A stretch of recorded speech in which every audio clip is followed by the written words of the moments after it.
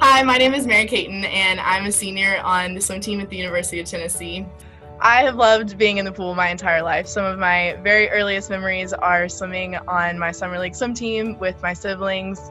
My parents have always supported all of us in my family in being athletic, so I have played every sport under the sun, but swimming has definitely always been my favorite. I started competitively halfway through my sophomore year of high school and had the incredible opportunity to train with my club team here in Nashville, which prepared me for Olympic trials and then for swimming at the University of Tennessee. So my experience at Tennessee has definitely been rocky. It's been great, but my sophomore year of college, I started passing out and convulsing, and we really had no idea why.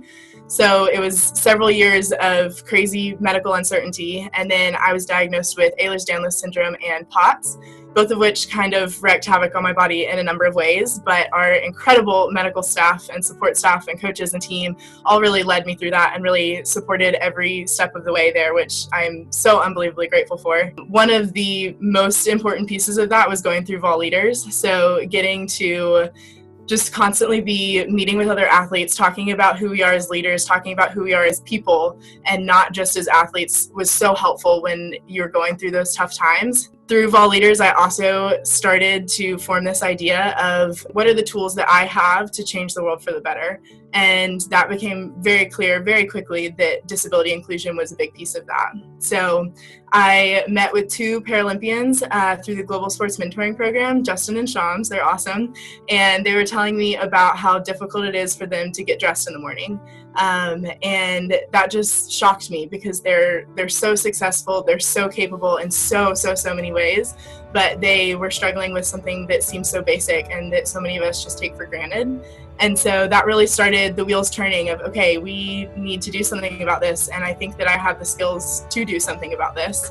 And then once I went through my own medical hardships, that just became more apparent. I was getting personal experience with it. I was meeting all kinds of people going through the same diagnosis that I was, and it was really God just saying over and over again, okay, this is what you should be doing. Right now, I have an active jewelry company. I started that last summer when I was really sick and needed something to do to keep myself from going crazy. And so I launched Caton and Company, which is all earrings that are very fun, very bold, just happy. That was the goal, is that when you look at them, you smile. The main goal has always been to start a fashion label that is accessible for people with disabilities. So right now, 1 in 4 American adults live with a permanent disability, and there's very few clothing lines out there that people can actually wear if they have any type of atypical body type. So the goal is to fix that.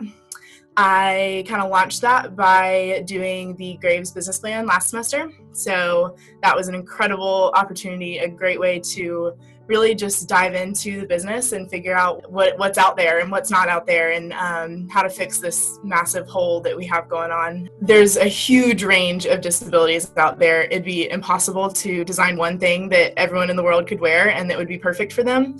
The goal is to have an entire line where within that line, everyone is able to find something that fits for them. So people that have a limb difference or limited hand mobility, they have problems getting things closed. So changes like adding magnets or having something that goes over your head instead of trying to do buttons on a shirt. Someone with dwarfism has the same size torso as someone of average stature, but their limbs are different sizes.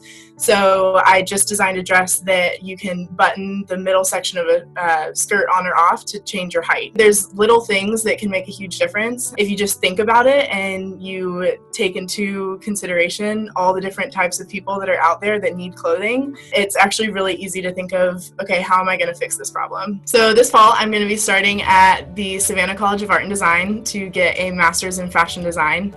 And it's going to be so incredible for so many reasons. I'm really excited about that opportunity.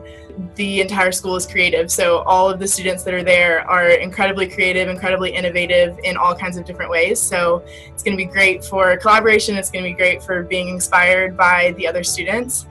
I am also so excited just to learn from the very best in terms of design and technical skills and everything that you need to really be a successful designer. I have had the awesome opportunity to learn from the theater department in my last 2 years at UT. So I've had incredible professors there that have taught me what they know, which is kind of compounded on just my mom and I messing around in the sewing room the whole time I was growing up, figuring out ways to make what we want to make. So I'm really excited to get to really dive in full time to, okay, how can I make something that can truly change the world? I mean, fashion actually has the power to change society for the better. So it's going to be awesome to get to learn the technical skills that are going to help make that possible.